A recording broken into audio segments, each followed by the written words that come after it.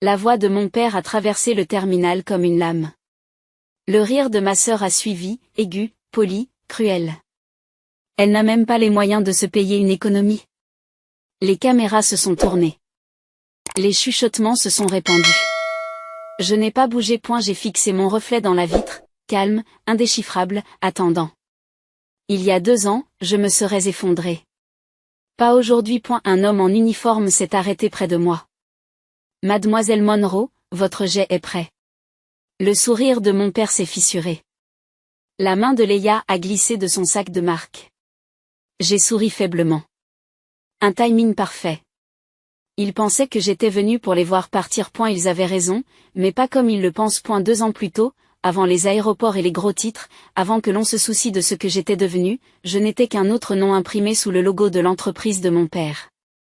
Monroe Engineering, Seattle, une entreprise familiale, du moins c'est ainsi que je l'appelais. À l'époque. Je croyais que la loyauté était synonyme de sécurité. Si je travaillais assez dur, si je restais assez silencieux, peut-être qu'il me verrait. J'étais la responsable. La fille qui respectait les délais, nettoyait après les erreurs, restait tard quand les autres partaient. Je n'ai jamais demandé d'attention. Je voulais juste qu'on me respecte. Papa n'était pas cruel à l'époque. Il était simplement occupé. Un homme qui mesurait l'amour à l'aune des résultats.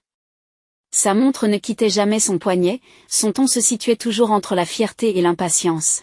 « Tu es vive, Autumn, disait-il, mais tu dois t'endurcir si tu veux diriger. » Je pensais que c'était un conseil.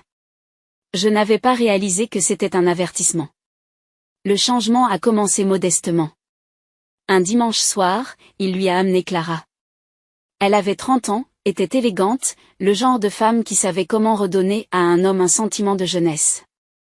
Elle riait à ses vieilles blagues. Posait sa main sur sa manche quand il parlait. J'ai souri poliment, mais quelque chose en moi s'est raidi.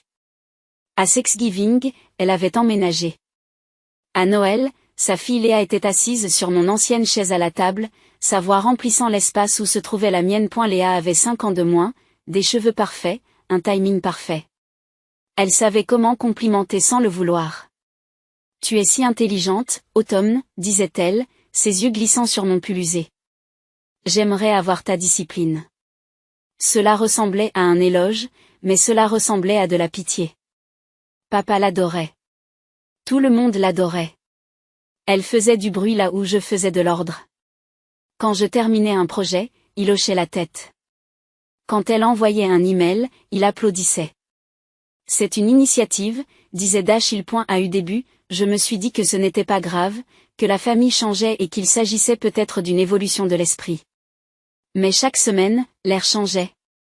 De petits commentaires acerbes se glissaient dans la conversation. Le père de Léa, plus réaliste, a dit un jour, en jetant un coup d'œil à ma combinaison d'avion, les clients aiment la personnalité. Ce soir-là, je suis rentré chez moi et j'ai fixé la lueur de mon ordinateur portable, mon dossier de projet ouvert. Et il s'agissait d'un algorithme qui pouvait réduire les coûts logistiques de 40% d'un système. Je l'avais construit ligne par ligne, croyant qu'il serait mon héritage. Je l'ai appelé Monrovia. Le lendemain matin, je suis entré dans la salle de réunion, prêt à faire ma présentation. Léa était déjà là, assise à ma place. Ses cheveux étaient parfaitement bouclés et elle avait devant elle un dossier intitulé « Nouvelle proposition ». J'ai eu mal au ventre. Papa a souri comme si de rien n'était. Nous rationalisons le processus. Léa va prendre les rênes de ce dossier, et toi? Tu t'occuperas de l'arrière-plan. Les mots ont frappé plus fort que n'importe quelle insulte. Soutien. De l'arrière. Je voulais parler pour dire que c'était le mien, que j'avais passé 6 mois à le construire. Mais j'ai regardé son visage, calme, sûr de lui, fier du choix qu'il jugeait stratégique. Et je savais que rien de ce que je dirais n'y changerait rien. J'ai acquiescé. Bien sûr. Il a pris mon silence pour de l'obéissance. Il n'a pas compris que le silence peut tout enregistrer. Après la réunion, Léa s'est penchée sur ma chaise, le parfum doux et lourd. Ne le prenez pas personnellement, a-t-elle chuchoté. C'est juste du travail. Les affaires? Le mot avait un goût de fer. Ce soir-là, j'ai copié mes fichiers sur une seule clé USB, je l'ai glissé dans la poche de mon manteau et j'ai quitté Monroe Engineering pour la dernière fois. Dehors, le ciel avait la même couleur que l'acier. Froid. Prévisible. J'ai regardé en arrière une fois, vers le panneau lumineux. Son nom brillant toujours au-dessus de la porte, le mien effacé en dessous. Il m'a dit une fois que je n'y arriverais jamais sans lui. Je n'ai pas discuté. J'ai juste décidé de lui prouver qu'il avait tort. Ce n'est pas arrivé d'un seul coup. Le favoritisme ne se produit jamais. Il s'insinue tranquillement comme un brouillard, doux, poli, impossible à nommer jusqu'à ce que vous ne puissiez plus voir la route devant vous. Un mois après mon départ, papa a appelé. Non pas pour me demander comment j'allais, mais pour me dire qu'il espérait qu'il n'y avait pas de rancune.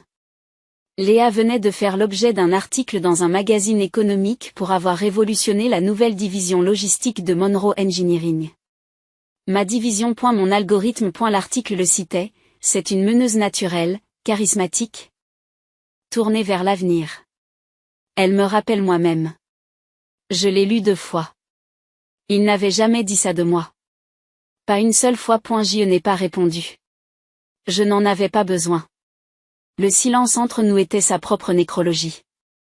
Pourtant, je vérifiais leur mise à jour, parfois par habitude, peut-être par punition. Léa sur les tapis rouges lors de dîners de charité, serrant la main d'investisseurs qui m'appelaient autrefois Kido. Elle souriait devant chaque appareil photo comme si elle avait mérité le flash. Et papa se tenait à côté d'elle, fier, comme si rien dans cette photo n'avait été volé. Lorsque ma mère est morte, il y a des années, je me suis promis de maintenir l'unité de la famille. Je serai le pont. Mais certains ponts ne doivent pas être franchis 2 fois. À la fin de l'année, j'avais tout investi dans Monrovia System, un nom dont personne ne se souvenait à Monroe Engineering. J'ai loué un petit espace de travail au-dessus d'un café. J'ai travaillé la nuit après mon travail de jour, vivant de distributeurs automatiques, de café et d'espoir. Pendant ce temps, papa envoyait des photos de Noël assorties au pyjama, aux coupes de champagne, aux fêtes de la famille Monroe. Léa portait un bracelet en diamant. Je l'ai reconnue immédiatement. C'était maman. Cette photo m'a fait quelque chose. Pas exactement de la rage, mais quelque chose de plus froid, de plus silencieux. Le genre de colère qui ne brûle pas, qui gèle. Cette année-là, je n'ai pas répondu à son courriel non plus. Les semaines se sont transformées en mois. Les investisseurs ont dit non. Les banques ont dit non. Un soir, après un nouveau refus, je me suis assise dans le bureau sombre et j'ai murmuré. Peut-être qu'il a raison. Peut-être que je ne peux pas m'en sortir sans lui. C'est alors que mon téléphone a allumé une notification automatique. Quelqu'un de Monroe Engineering s'était connecté à mon ancien compte. Le nom du fichier clignotait sur mon écran, Monrovia Prototype V2. Show. Il l'utilisait toujours. Mon code. Mon travail. C'est à ce moment-là que quelque chose s'est brisé en moi. Pas fort, pas désordonné. Juste définitif. J'ai fermé l'ordinateur portable, pris une longue respiration et dit à voix haute pour la première fois, il me verra. Mais pas de la manière dont il s'y attend. À partir de cette nuit-là, tout a changé. J'ai commencé par conclure de petits contrats locaux, avec de petites entreprises de transport désireuses de tester mon logiciel, puis avec des partenaires régionaux, et un jour, un grand investisseur de New York m'a appelé. Elle avait entendu parler d'un système indépendant qui surclassait Monroe Engineering de 200%. Lorsqu'il m'a demandé le nom de la fondatrice, j'ai presque souri. J'ai dit, Autumn Monroe. Oui, cette Monroe. La semaine suivante, le premier article de presse de mon entreprise a été publié. Le titre était « L'innovateur silencieux derrière l'avenir de la logistique de l'IA ». Silencieux. J'aime ce mot. Parce que pendant qu'il riait, qu'il buvait des verres et posait pour les caméras, je construisais une tempête. Et les tempêtes ne s'annoncent pas d'elles-mêmes. Elles arrivent. 2 ans plus tard, le téléphone a sonné par un mardi matin gris. C'était mon père. Son numéro, après des mois de silence, semblait étranger sur mon écran. Automne, a-t-il dit, d'un ton formel. Nous développons la société. Il y a un événement familial ce week-end. Tu devrais venir. Un événement familial. Pas un dîner, pas une réunion. Un événement. J'ai failli dire non. Mais quelque chose dans son ton a éveillé ma curiosité. Lorsque je suis arrivé, le hall de la Monroe Tower était drapé de bannières célébrant l'innovation, l'ingénierie et les partenaires de Monroe. Des photographes se tenaient près de l'ascenseur, des coupes de champagne étincelaient, et au centre de tout cela, Leia. Elle se tenait sur la scène aux côtés de son père, les cheveux brillants sous les lumières, la voix douce dans le micro.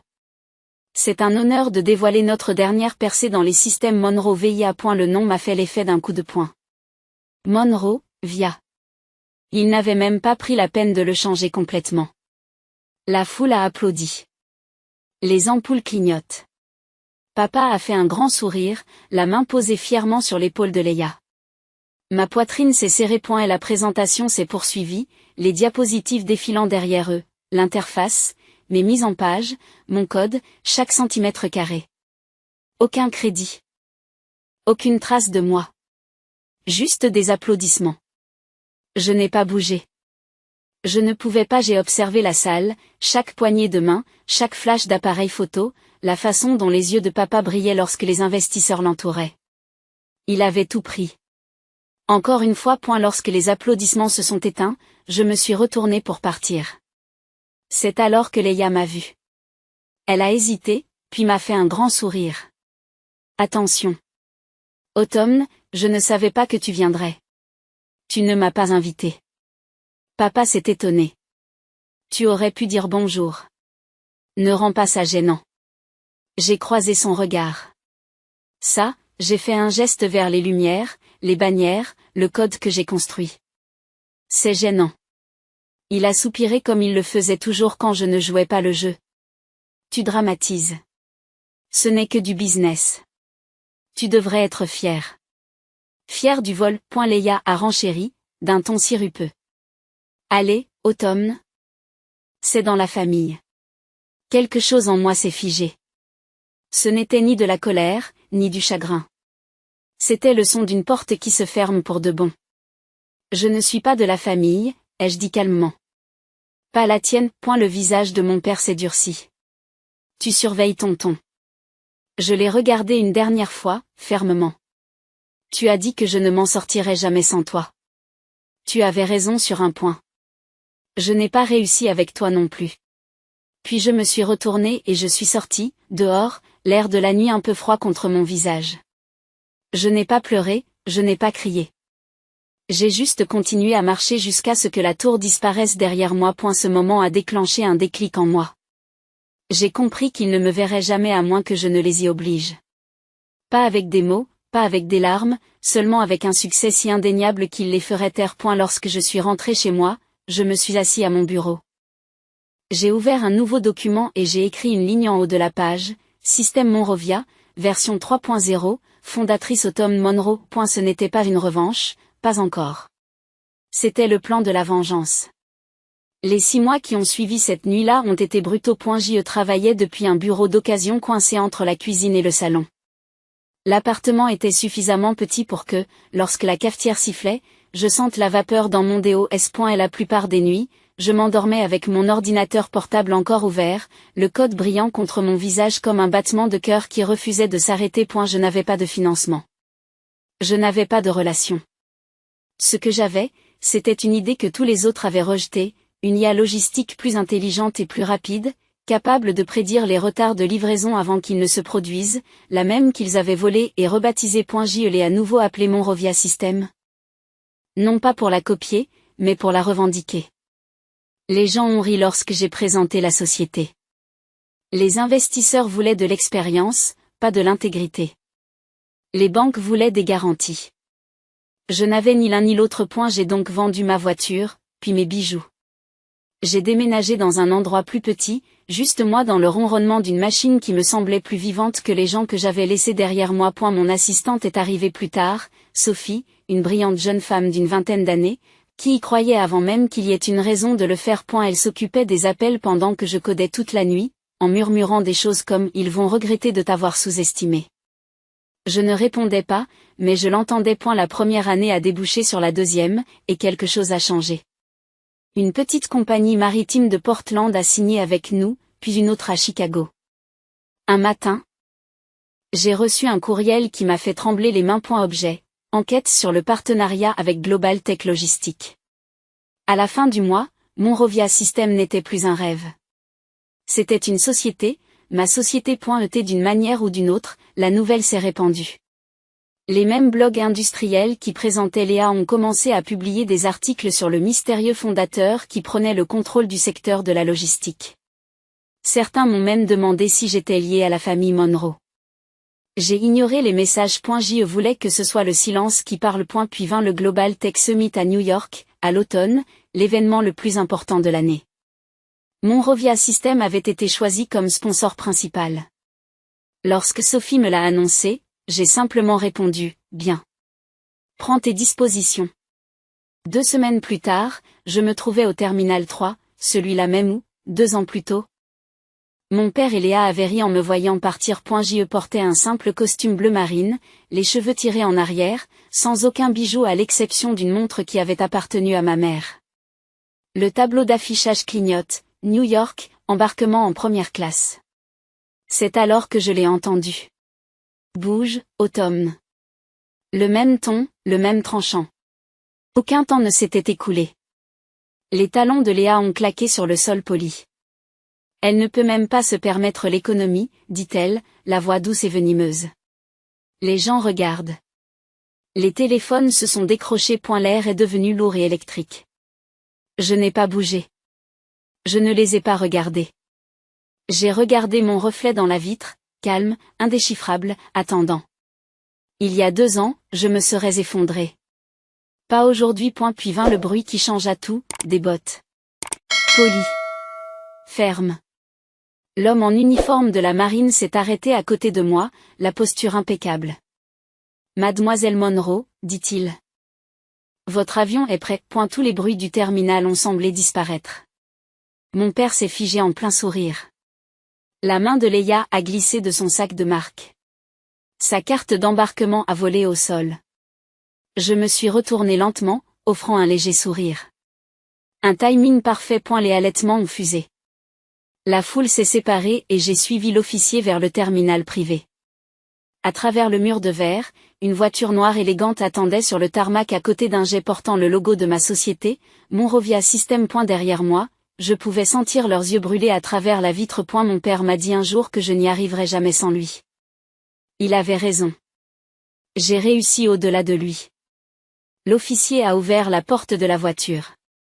Nous commencerons la préparation du vol quand vous serez prête, madame. J'ai acquiescé. Allons-y. Lorsque la porte s'est refermée, le bruit des rires, de leurs rires, a été remplacé par le ronronnement sourd des moteurs en train de chauffer. Pour la première fois en 2 ans, je me suis senti en apesanteur, non pas à cause de l'altitude, mais parce que j'avais enfin cessé de porter leur approbation. Le succès n'avait pas été la revanche. C'était la paix. Et la paix, je m'en suis rendu compte, ressemblait beaucoup à un vol en solitaire. Dès que j'ai posé le pied sur le tarmac, le bruit de l'aérogare s'est évanoui derrière la vitre. C'était comme si je sortais d'une vie pour entrer dans une autre. Le jet brillait sous la lumière de l'après-midi, blanc et argenté, dans un ciel de la couleur du calme. Grant, mon agent de sécurité, attendait à côté de l'escalier. La posture est droite. L'expression est indéchiffrable, à l'exception de la faible trace d'un sourire.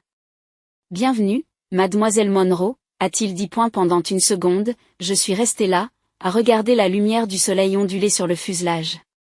À l'intérieur du terminal, je les voyais encore. Mon père, ma demi-sœur, figés dans l'incrédulité tandis que les passagers chuchotaient autour d'eux. Les mêmes bouches qui avaient ri il y a quelques instants murmuraient maintenant d'admiration. Toute la plateforme s'est figée. Grant a suivi mon regard. Il ne s'attendait pas à ça, n'est-ce pas? Je secouai lentement la tête. Personne ne s'y attend jamais quand on se lève tranquillement. Nous sommes montés à bord. La porte s'est refermée dans un doux sifflement, enfermant le monde auquel j'avais l'habitude de supplier d'appartenir. Le ronronnement des moteurs s'est fait entendre sous mes pieds, régulier, puissant, vivant. Je m'enfonçai dans le siège en cuir près de la fenêtre. La vitre du terminal reflétait mon avion comme un miroir. Pendant une seconde fugace, j'ai vu les 2 versions de moi-même, la femme qui se tenait autrefois petite dans ce reflet et celle qui est assise ici, désormais intouchable. Mon téléphone a sonné. Papa s'est affiché sur l'écran. J'ai laissé sonner 2 fois avant de répondre. Mia, commença-t-il, la voix aiguë, presque paniquée. C'est l'automne, dis-je d'un ton ferme. Et elle hésite. Qu'est-ce que tu fais? J'ai regardé par la fenêtre où l'équipe au sol donnait l'autorisation de décoller. Exactement ce que tu as dit que je ne pouvais pas faire, n'a-t-il pas répondu. Il respirait juste, lourdement, lentement. Je ne te déteste pas, ai-je dit à voix basse. Mais j'ai appris que t'aimer signifiait me perdre. Alors j'ai arrêté. Il y a eu un long silence. Puis un déclic. Il a raccroché. Les moteurs ont rugi. Le jet s'est mis en mouvement, passant devant le hublot où il se tenait toujours, petit, derrière la vitre. Pendant des années, ils m'ont donné l'impression d'être cloué au sol, piégé, petite, insignifiante. Maintenant que le jet s'est envolé, j'ai réalisé quelque chose de simple et de vrai. Certains adieux ne sont pas prononcés. Ils sont écrits en altitude. Manhattan scintillait au-dessous comme un champ de lumière, la ligne d'horizon traversant les nuages comme une ambition rendue solide. Grant m'a apporté un verre d'eau, mais je l'ai à peine remarqué. Mes yeux sont restés fixés sur l'horizon. Dans cette lueur, j'ai pensé à tout ce qui m'avait conduit jusqu'ici. La salle de réunion, les rires, l'aéroport. Chaque fois qu'ils m'ont dit que je n'étais pas assez, je l'ai cru un peu. Jusqu'à ce que j'apprenne que la croyance n'a pas besoin de venir de point. Il y a 2 ans, je suis parti sans rien d'autre qu'un dossier et un nom qu'ils ont essayé d'effacer. Aujourd'hui, ce nom est gravé sur un moteur d'avion, une entreprise, un héritage. Non pas pour leur prouver qu'ils avaient tort, mais pour prouver que j'avais toujours eu raison de partir. Mon téléphone a de nouveau bourdonné. Des dizaines d'appels manqués du même numéro. Je l'ai retourné. Certains échos ne méritent pas de réponse. À travers la vitre, les nuages s'écartent, doux, sans fin, en apesanteur. Je me suis souri à moi-même, un vrai cette fois. Ils pensaient que j'étais venu les voir partir. Il s'avère que c'est moi qui me suis envolé depuis le début. Si vous avez déjà été sous-estimé par votre propre famille, si vous avez déjà dû choisir la paix plutôt que l'approbation, souvenez-vous de ceci. Vous ne devez à personne d'être petit simplement parce qu'il se sent à l'aise avec cela. Dites-moi, avez-vous déjà dû vous éloigner pour trouver la paix? Laissez votre histoire dans les commentaires, car ce sont parfois les sorties les plus silencieuses qui font les retours les plus bruyants.